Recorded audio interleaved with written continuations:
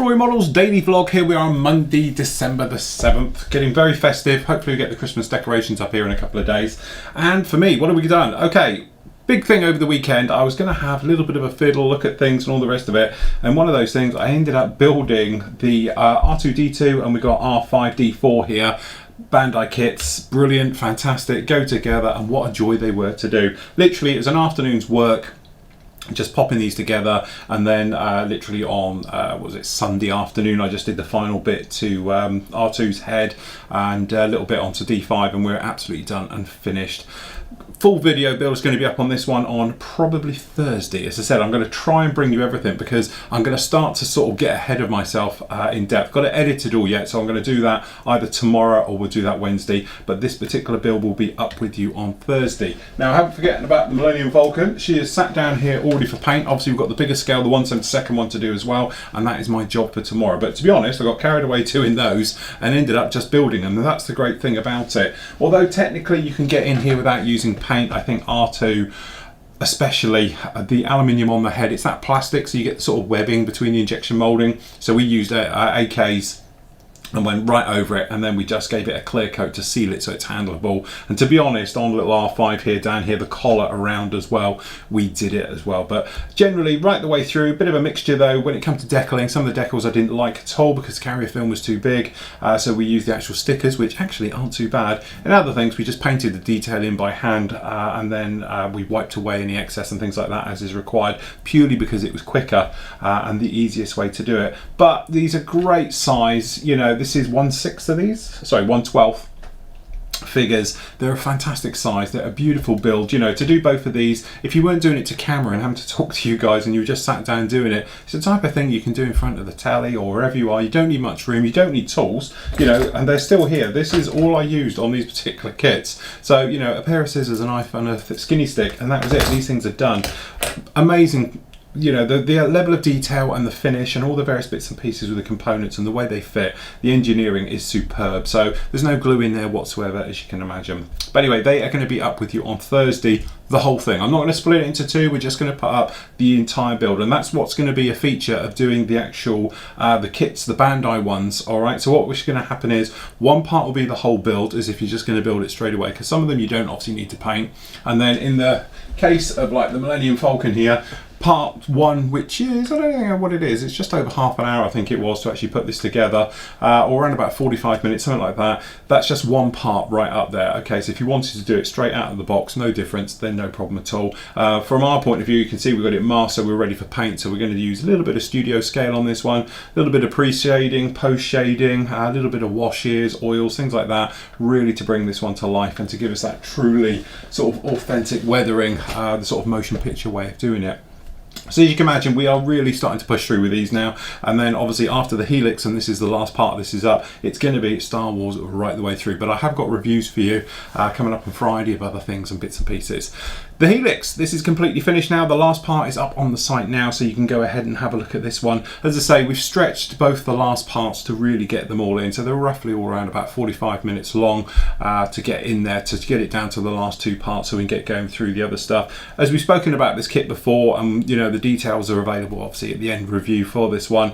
It's a lovely kit, goes together really, really well, no real fit issues with it anywhere. But the main point of doing this one was all about the weathering. It was all about going through, you know, accentuating some of the details, using oils, streaking, all the little techniques we've picked up with armor recently by using pigments and fixer, using pigments as a wash to give streaking effects and stuff like that, and then using, as we did, the AK series of oils and greases and things like that, which are enamel based, just to make different sort of weathering patterns and stuff like that.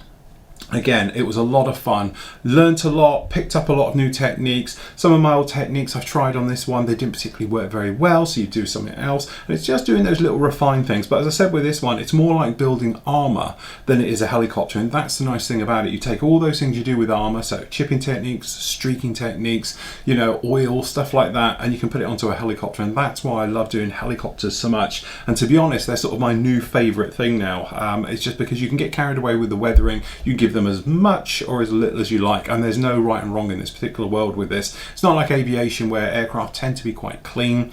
These things tend to be, some are clean, some are dirty. Take your pick what you want to do with them. But anyway, the last part of this one up is now, so you can go up onto the actual main site and get that one. Obviously non-members, if you want to have a look around, the full reveal photos are up there in the gallery section as well, if you want to have a look to see how it turned out. But I was more than happy with it. I really enjoyed with it, and it's given me a new appreciation for doing helicopters. Done them before and it's like, yeah, it's a helicopter.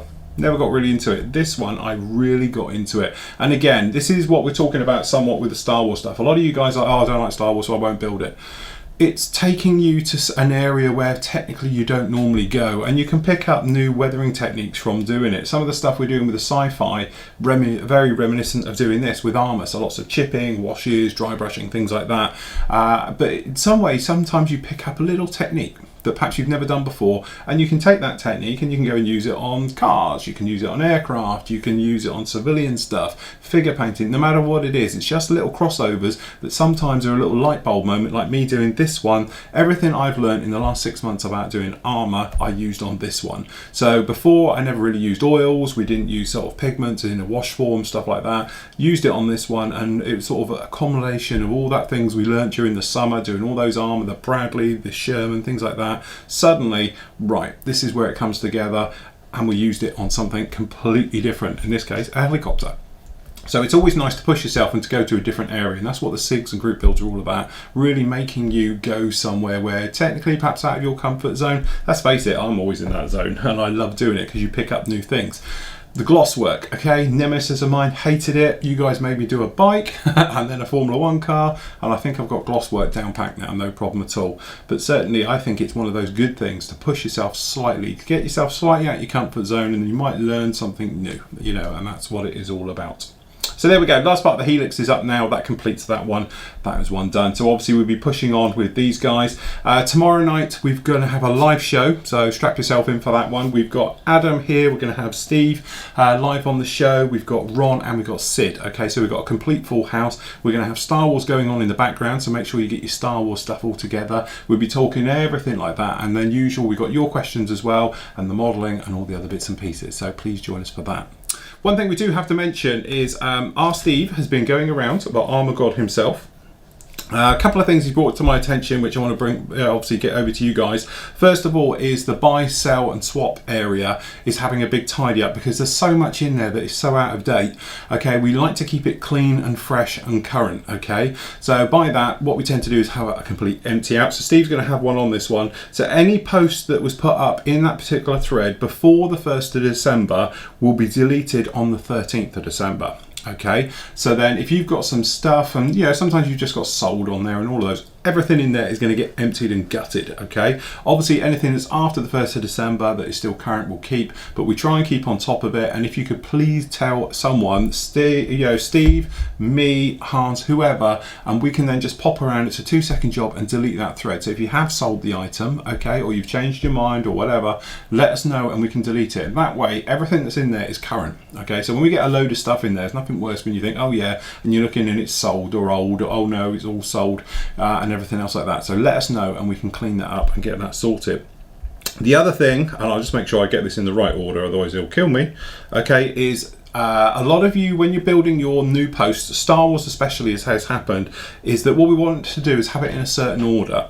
Now, we're not just being picky here, it helps the search for the forum. So when people search for things, if it's done this way, then it really does help. So if you have, first of all, you have the scale, the manufacturer, and then the subject it is. Okay, so in our case, we're going to go for a 1/12 scale, okay, and then Bandai, and then in our case, this is an R2D2 or an R5D4, okay. So you put in there something like a 1/48 Hobby Boss Helix, okay.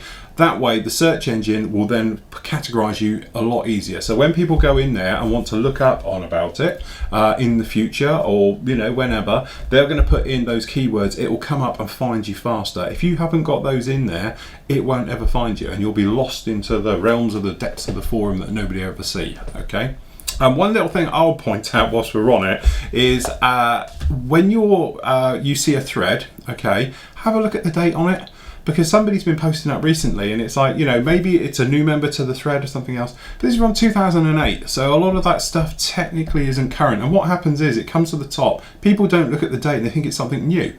And then people start commenting on it. It's like, hold on, whoa, this is really old, okay? It's, you know, maybe the member isn't even a member anymore, or it's something that is completely out of date now, and everything else like that. So from the point of view of, you know, continuity and different things you see, just have a look at the date before commenting, because a lot of people on there sort of, you know, were posting up on a thread the other week, I can't remember the one off the top of my head, and I was like, hold on, this is like 2007, 2008, and it's completely out of date now. It's completely irrelevant to everything, but people were posting on it and commenting on it, and that's because people weren't checking the dates. Okay, so before you comment, just have a quick look at the date and make sure it's something that is relevant, because otherwise you get people go in there, dig something out from the back, and then all, you know, it goes off again, and it's a case of, oh, it's a new technique, no, it's an old one, it's been superseded now, it's something else has taken care of it, or something else like that.